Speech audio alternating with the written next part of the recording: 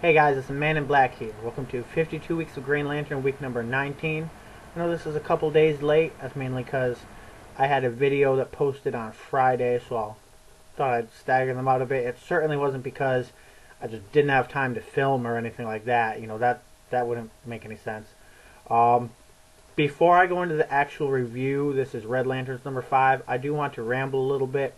Feel free to skip a minute if you aren't interested in digital comics, are already much more familiar with them than I am, or any other reason. Well, it's probably about a minute, maybe a little less. Anyway, start the screen share. This is a feature I've recently found on Comixology. Others might have known about it before me. You can view there's a panel by panel view, which I think really addresses all of the problems with comics. Those being that they spoil themselves because the mystery is on page 1 and the reveal is at the bottom of page 2, and you can see that whole thing at once. There's also the fact that it's very short and you know exactly how long you have to go till the ending, so you can pretty much skim through it real quick. This panel by panel view really makes it feel that much more cinematic. It doesn't make them longer, obviously, so rather than being like a movie, it's like a very well-paced cartoon. At least that's when I read it, it's that way. Might be different from some other people. And we've got Red Lanterns number 5. You could call this a filler issue, but it's, not so much in the story takes place. But then again, Red Lanterns hasn't been so much about the story moving forward anyway. Let's get on with it a little bit. In the end of the last issue, we found that Krona's body was missing. Atrocitus goes, he thinks a little bit about Krona missing. He wants to kill him himself, but he also feels like someone stole him, and he wants to keep the body, so he feels like he's been robbed. This being Atrocitus of rage, his first reaction is violence. To take his lieutenant, assume she's plotting against him, and beat the shit out of her. He finds out that's not the case, and he sends her to bring up some others that may or may not be on his side. So we see a little bit more, reminders that Atrocitus is not a nice person here, by the way, in case anybody was wondering.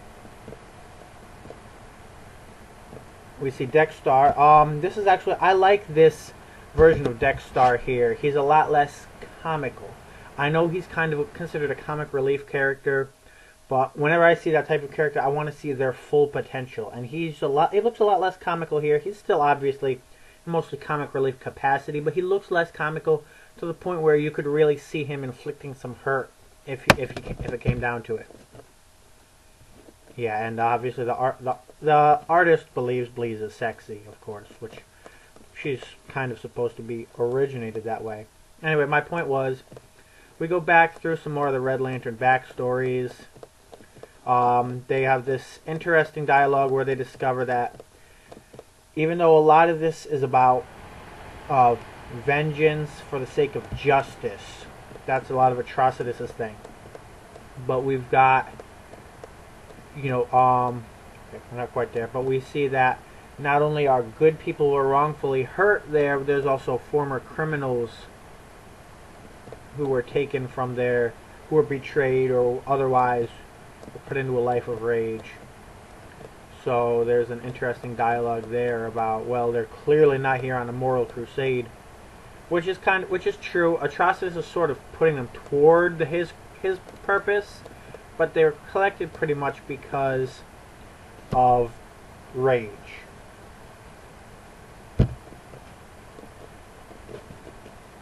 And yes, so they all come together. We have our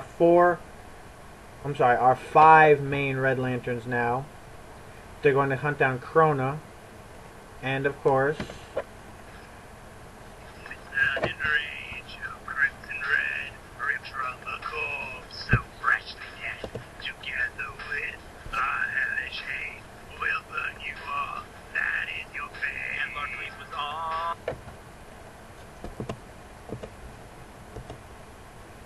and we also get a bit of a conclusion to our Earth story. If anybody who was wondering which of the brothers was the one this was actually going to end up about in terms of getting the red ring, we get a bit of a conclusion, some violence, and most importantly, a firestormish Red Lantern, because, you know, fire is cool.